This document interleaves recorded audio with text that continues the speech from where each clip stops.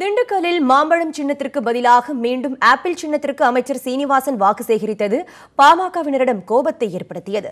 பாமக வேட்பாளர் ஜோதிமுத்துவை ஆதரித்து கன்னிவாடியில் பரப்புரை செய்த அமைச்சர் திண்டுக்கல் சீனிவாசன் மாம்பழம் சின்னத்திற்கு பதிலாக ஆப்பிள் சின்னத்திற்கு வாக்களிக்குமாறு கேட்டார்.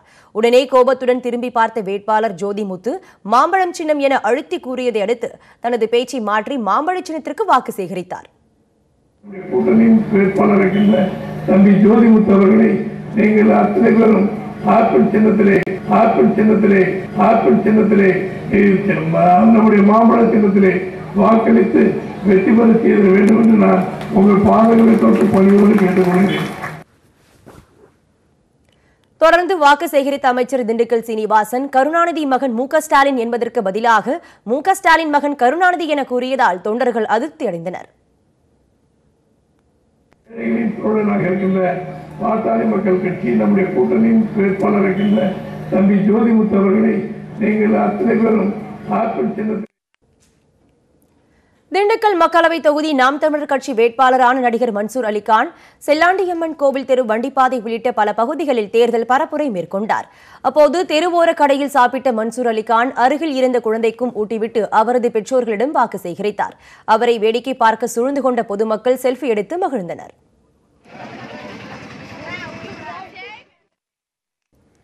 விளாத்திக்குளம் இடைத்தேர்தலில் போட்டியிடாமல் இருப்பதற்கு ஆளும் கட்சியினர் 10 கோடி ரூபாய் பேரம் பேசியதாக முன்னாள் எம்எல்ஏவும் சுயேட்சை வேட்பாளருமான மார்க்கண்டேயன் குற்றம் சாட்டினார். இந்த மாவட்டத்தினுடைய அமைச்சர் கடம்பூர் ராஜ்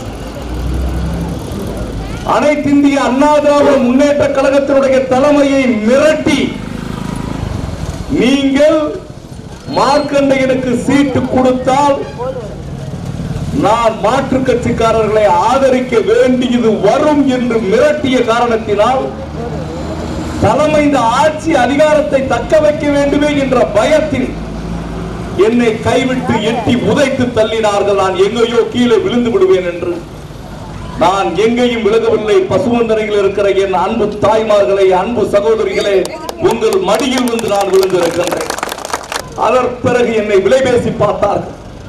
நான் உண்மையாக பகிரங்கமாக உங்களிடம் சொல்கின்றேன், 10 கோடி ரூபாய் கொடுக்கிறேன் என்று சொன்னார்கள்.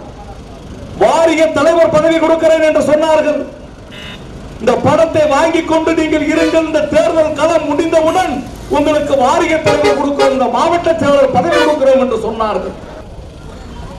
நான் தேர்வு செய்யப்பட்ட சின்னம் ராமனுடைய பாதத்தை நான் தேர்வு செய்திருக்கிறேன்.